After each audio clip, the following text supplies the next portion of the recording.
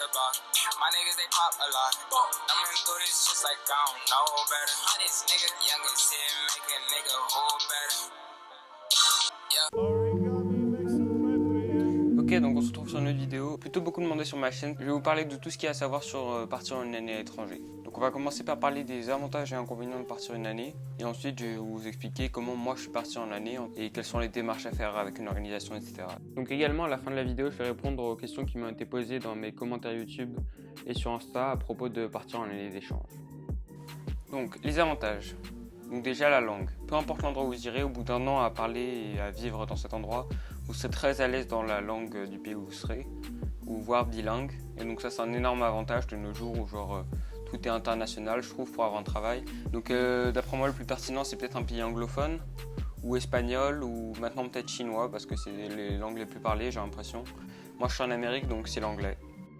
Ensuite, découvrir une autre culture. Déjà il y a la culture du pays où vous serez. Et ensuite, si vous partez en famille d'accueil, il y aura toute la culture de la famille où vous serez aussi. Donc on me demande souvent cette question, mais en fait je suis dans l'état de Virginie. Donc c'est très près de la East Coast. Donc en gros un des états les plus près de la France quoi. Donc la différence de culture, je la vois bien, mais elle est peut-être pas aussi intense que si j'étais dans un état de l'Ouest. Donc c'est vraiment intéressant de voir cette autre culture, ça vous avez une autre vision sur les choses quoi. Après dans la famille d'accueil également, c'est sympa et intéressant de voir comment notre famille fonctionne. Parce que souvent les seules familles qu'on a vues c'est la sienne. Donc ça vous fait une autre vision sur les choses et un autre avis. C'est intéressant d'ouvrir son état d'esprit je pense. Ensuite tout simplement partir un an à l'étranger, ça va être genre une expérience inoubliable. Donc c'est-à-dire que vous repartirez avec plein d'anecdotes, plein d'expériences que vous auriez vécues. Donc ça peut aller de je sais pas, manger un fast-food, à aller voir un match de foot américain si vous partez aux États-Unis. Si vous allez en Chine, ce sera peut-être, je sais pas, faire un truc très typique chinois. C'est bien de vivre des choses, je pense. C'est comme partir en vacances. Tu vis plein de choses différentes, sauf que c'est pour un an, quoi, un peu. Ensuite, partir une année à l'étranger, ça va vous faire une année de pause un peu. Enfin, ça dépend dans quel contexte vous partez, mais moi, ça fait une pause dans mon cursus. Donc, c'est-à-dire, j'étais en première avant de partir. Là, tous mes amis sont en terminale. Quand je reviendrai, moi, je devrais faire une terminale. Donc, en gros, c'est une année perdue, mais en même temps, c'est une année de pause. Les années qui viennent, la terminale et les années après, c'est plutôt dur, quoi. Donc, c'est intense. Donc, c'est bien un peu de se reposer une année. Vraiment, ici, aux États-Unis, il y a plein de temps libre. Tu finis tes journées à 15h et t'as tout l'après-midi pour toi, quoi. Moi, ce que je fais de mon temps libre, c'est que j'ai rejoint beaucoup de clubs de sport. Donc, ça, j'aime bien faire du sport, donc c'est un point positif. Après, vous avez plein de temps de faire des projets perso. Pour moi, par exemple, il y a le sport déjà, mais là, il y a ma chaîne YouTube. Après, je m'étais un peu donné des objectifs, genre apprendre à coder, apprendre à faire du trading en bourse, apprendre l'espagnol. Bon, en vrai, j'en ai fait aucun, mais vous avez le temps, quoi. Même en classe, vous pouvez voir des trucs complètement différents et apprendre des nouvelles choses comparé en France. Vous avez le choix entre plein de classes. Moi, je prends des classes intéressantes, genre film ou une classe qui s'appelle leadership, ça veut dire genre commandement un peu. En gros, c'est des trucs super intéressants, je trouve. Je prends aussi économie, c'est différent de ce qu'on fait en France et ça m'apprend de nouvelles choses, quoi. Donc, c'est bien. Donc maintenant, on va attaquer les inconvénients. Donc ce qu'il faut savoir c'est que les avantages que j'ai cités ils sont carrément sûrs qu'ils vont arriver quoi. C'est-à-dire que peu importe ce qui se passe vous allez sûrement apprendre l'anglais, peu importe ce qui se passe vous allez sûrement avoir une nouvelle culture. Donc ça c'est un bon point. Et les inconvénients que je vais dire là c'est éventuel, c'est-à-dire que si vous avez de la chance ou si ça se passe bien pour vous, peut-être que vous vivrez aucun des inconvénients quoi, mais c'est possible. Donc avoir peu ou pas d'amis, ça c'est une possibilité qui est bien réelle. C'est-à-dire que vous passez votre année tout seul quoi. Moi c'est pas mon cas perso, mais ce qui est sûr c'est que j'ai moins d'amis que ce que j'ai en France et ça m'a pris du temps, genre au début de l'année j'étais un peu solo mais en Amérique ils sont très accueillants et sympathiques donc ils viennent vers vous les gens si vous vous renfermez pas. Juste ça prend du temps quoi les amis. Moi je sais ça a pris peut-être 2-3 mois avant que je sente que je sois à l'aise et moi ce que je vous conseille si vous allez aux États-Unis c'est vraiment faire des clubs ou un club de sport ou des clubs genre autres. Pour faire des amis, je pense que c'est le meilleur moyen.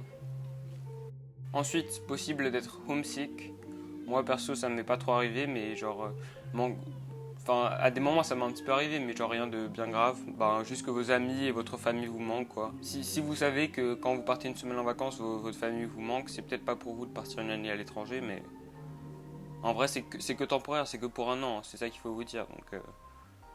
Donc faut en profiter. Ensuite dans mon cas un autre inconvénient c'est de savoir que je perds un an. Donc comme j'ai dit, ça fait une pause dans mon cursus, donc c'est pas bien grave d'avoir un an de plus que les autres. Après, si vous êtes vraiment motivé, je pense qu'il y a moyen de faire l'école à distance, CNED par exemple, et en plus des cours, parce qu'il y a vraiment le temps pour vous renseigner avec votre lycée, etc. Mais voilà. Ensuite, dans le cadre des amis, un petit peu encore, c'est perdre votre groupe d'amis. Moi, c'est un peu le pire dans cette optique. Moi, je suis parti après mon année de première. Donc je fais mon année, etc. Mes potes ils font leur année de terminale. Quand je reviens, moi je passe en terminale. Et genre tous mes potes, à part s'il y en a qui redoublent, mais je pense pas, ils passeront en bac plus 1 quoi. Donc je serai le seul de mon groupe. Il faudra juste se refaire des autres amis. Donc c'est ça que je veux un peu dire. C'est pas juste faudrait vous faire des amis aux États-Unis, mais aussi en revenant. Une possibilité un peu d'éviter ça, c'est de partir entre la 3e et la seconde, je pense. C'est un bon moment pour partir, si vous vous sentez assez mature. Finalement, le dernier point négatif que j'ai évoqué, c'est perdre son rythme de travail. Donc je sais que moi, là, comparé à ce que je faisais en France l'an dernier, genre je travaille vraiment pas. Genre, il y a presque aucun devoir ici. Et les cours, c'est super facile. Donc je sais qu'il va falloir mettre le paquet quand je reviens l'an prochain. Parce que la terminale, en plus, c'est important. Voilà, on est à la fin des avantages et inconvénients. Si on pèse bien le pour et le contre, d'après moi, c'est quand même le pour qui l'emporte. Et sinon, je serais pas ici si j'avais pas pensé ça. Donc maintenant, on aborde rapidement comment partir. Donc, je suis parti avec une organisation, il y en a plusieurs, des organisations qui envoient des étudiants d'échange à l'étranger. Donc vous pouvez taper sur internet organisation étudiants d'échange ou des trucs comme ça. Donc la plupart sont payantes, il y en a quelques-unes gratuites, je vous mettrai les liens en description. Donc les prix, c'est aux alentours de 10 000 € pour l'année.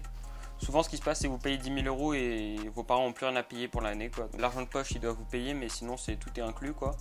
L'assurance, la nourriture, les billets d'avion, etc. Et donc ensuite, votre organisme d'échange vous enverra les instructions. Vous devrez juste aller faire votre visa. Il faut suivre les instructions, quoi. Donc en gros, tu payes et après, tu fais ce qu'on te dit, quoi. Souvent, ce qu'ils demandent, c'est d'être avant 18 ans, avoir un niveau d'anglais pas mauvais. Genre pas. Si vous faites des efforts, ils vous prendront, quoi. Avoir un niveau scolaire pas mauvais non plus. Ils demandent au moins la moyenne. Et ensuite, ici, depuis que je suis aux États-Unis, faut pas que j'ai des trop mauvaises notes non plus parce que sinon je peux être renvoyé en France. Donc voilà, un niveau scolaire correct, motivé, payé. Et voilà, vous serez dans le pays de vos rêves. Donc on passe à la section commentaires. Donc déjà, merci beaucoup, j'ai eu beaucoup de commentaires positifs sous mes vidéos, je trouve. Je me suis acheté un nouveau micro là. Enfin, rien de fou, c'est genre à 10 $. Dites-moi si vous sentez une meilleure qualité. Je vais essayer de faire ça très rapidement, je vais enchaîner les questions comme ça, quelques secondes par question et juste y répondre quoi. Donc on est parti. Quelle a été ta compagnie d'échange? Ça t'a coûté combien? Est-ce que tu peux choisir ta destination? Et on peut partir à quel niveau d'anglais? YFU, 10 000 €. Non, on peut pas choisir sa destination d'échange avec YFU. On peut partir à partir de quel niveau d'anglais? Comme j'ai dit avant, un niveau correct. Ton intégration s'est faite rapidement. Ouais, quelques semaines je dirais.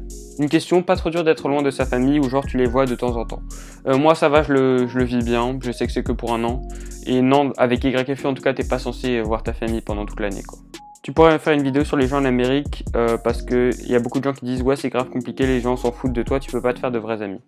C'est un peu vrai que je trouve aux États-Unis c'est pas la même notion d'amitié que ce qu'on a en France, genre les gens ils sont moins collés tout le temps H24, donc c'est... Les gens ils vont te considérer comme leur ami, mais toi tu vas dire je sais pas, on passe pas beaucoup de temps ensemble, mais en fait pour eux c'est vraiment t'es bon pote avec eux quoi, juste voilà, on n'est pas collés tout le temps quoi. Et t'as l'impression que les gens ils s'en foutent un peu de toi, c'est vrai que tu peux un peu avoir cette impression, mais c'est pas vraiment le cas. Est-ce que c'est comme dans les films, genre il y a des clans avec les pestes et tout? Non, pas vraiment. J'ai remarqué que les jeunes ne traînent pas trop par rapport en France. C'était pas une question, mais je voulais l'inclure parce que c'est une remarque intéressante. Et c'est un peu vrai que j'ai trouvé ça aussi, genre... avec le coup des bus scolaires, etc., c'est pas tu peux traîner après les cours, t'es obligé de repartir avec le bus, donc... Et après, t'as pas trop de temps pendant la journée pour traîner, donc effectivement, c'est vrai cette remarque, je trouve, pour moi. En Amérique, ils traînent moins. C'était chaud au début ou t'étais déjà bilingue? Alors j'avais déjà vraiment un bon niveau d'anglais, et donc c'était facile. Ta famille. Et comment reprendre l'école. Donc ma famille d'accueil a été trouvée par YFU pour moi. Donc je devais donner mes centres, mes activités préférées, etc. Un peu genre me décrire. Et ensuite genre je crois qu'ils ont envoyé nos dossiers aux familles d'accueil. Et c'est les familles d'accueil qui choisissent l'étudiant qu'ils veulent accueillir. Ensuite pour le lycée, c'est juste on m'a inscrit au lycée public le plus proche et il n'y a pas eu de problème. Pourquoi tu ne conseilles pas spécialement YFU? Alors globalement ça se passe bien avec YFU, mais il y a genre plein de petits détails qui me font... Genre ce serait pas l'organisation, je recommanderais pas de ouf, genre ouais mon année était vraiment fantastique, tout était parfait quoi. Les quelques points qui me déplaisent un peu, c'est genre les réunions d'information en France, elles étaient un peu longues, ça se répétait. Après c'est intéressant de bien faire comprendre les points importants, mais je trouve que c'était un peu trop répétitif. C'est peut-être qu'une impression, mais l'impression que j'ai c'est genre... T'as pas une chance égale d'aller partout aux États-Unis. Beaucoup de personnes qui sont parties avec YFU cette année sont genre dans la zone de Chicago, j'ai l'impression. Donc juste si vous partez avec YFU, vous allez probablement être à Chicago, peut-être une chance sur 3. Et ensuite 2 chances sur 3 pour le reste des États-Unis, donc c'est pas très équitable. Troisième point, en fait j'ai eu un petit problème au moment de Noël cette année. C'est genre ma famille d'accueil ne pouvait pas me garder parce que ils partaient en vacances et ils avaient déjà pris les billets d'avion, etc. Donc ils pouvaient pas me garder. Et donc moi j'ai dû aller dans une autre famille d'accueil pour Noël pendant 2 semaines. Et donc moi ce que j'aurais aimé faire c'est rentrer avec ma famille pour passer Noël plutôt, puisque quitte à changer de famille autant retourner dans la mienne quoi. Mais genre ils ont été super lents et genre ils ont pas été coopératifs quoi. Après je comprends, c'est la règle un peu de pas rentrer en France, mais genre ils ont vraiment pas fait ça bien je trouve. Mais on m'a trouvé une autre famille et c'était très bien aussi, mais voilà. Et quatrième point, mais je sais pas si c'est un vrai point, c'est genre il y a des fautes d'orthographe dans les emails. Donc après c'est juste la personne qui contacte avec moi et ma famille, mais... Et après on s'en fout un peu, mais je sais pas, ça fait pas très sérieux quoi. Ce serait cool que tu fasses une vidéo sur comment tu as organisé ton départ et ton intégration. Comment tu as organisé ton départ, je pense, je m'y suis pris beaucoup à l'avance. Genre je me suis pris à peu près en novembre 2016. Et je suis parti donc en août 2017, donc à peu près 10 mois à l'avance quoi. Et après, juste comme j'ai dit, il faut suivre les démarches. Tu préfères les lycées en France ou aux USA? Je dirais aux USA, genre c'est plus cool, t'as plus de temps libre vraiment. Tu restes combien de temps aux États-Unis? De août 2017 à juin 2018, donc c'est 10 mois l'échange. Des idées de programme, je vous mettrai dans la description. Est-ce qu'ils ont des 4 couleurs aux USA? Pas vraiment, genre tout le monde écrit, genre fait tous ses cours au crayon à papier comme ça. Enfin, c'est juste un crayon à papier basique, hein, mais... Et genre ils les donnent dans toutes les classes. Tes contrôles aussi tu les fais au crayon à papier, c'est différent quoi. Est-ce que tu es autant libre qu'au lycée français? En mode ton prof est absent, tu peux quitter le lycée. Alors non, pas trop. Moi mon lycée il est un peu particulier vraiment. Donc genre il est un peu plus libre etc. Mais les lycées normaux, je sais que c'est un peu plus compliqué. Genre tu dois sign out. Donc en gros tu dois aller à l'accueil et dire que tu pars. Et genre normalement c'est un adulte qui doit signer pour toi pour montrer que tu pars avec lui je crois. Tu t'es fait des potes là-bas, tu t'es fait des amis, donc ça c'est une question qui revient pas mal sous mon vlog, parce que genre je suis tout seul dans mon vlog en gros. J'ai pas autant d'amis qu'en France comme je dis souvent, mais ouais ça va, j'ai de bons amis. Surtout avec la LUL, je me suis fait pas mal d'amis, donc je dirais genre pour vous donner une idée, j'ai genre une dizaine de bons amis je pense. J'ai vu environ 20 de mes amis en dehors du lycée, depuis que je suis ici, donc c'est varié, mais il y en a, j'ai fait qu'une sortie avec eux ou des trucs comme ça, donc voilà pour vous donner une idée. Comment t'as fait pour trouver l'argent pour l'échange? Alors moi, mes parents ils ont pu me financer, mais je sais que je sais pas trop exactement les détails, mais je crois que tu peux avoir une bourse si tu te renseignes, etc. Et voilà, c'est la fin, je vous laisse avec l'outro. Donc voilà, vidéo assez courte, mais qu'on m'avait pas mal demandé. Donc je l'ai faite. Abonnez-vous, mon Insta. Et voilà, on se voit la semaine prochaine. Ciao!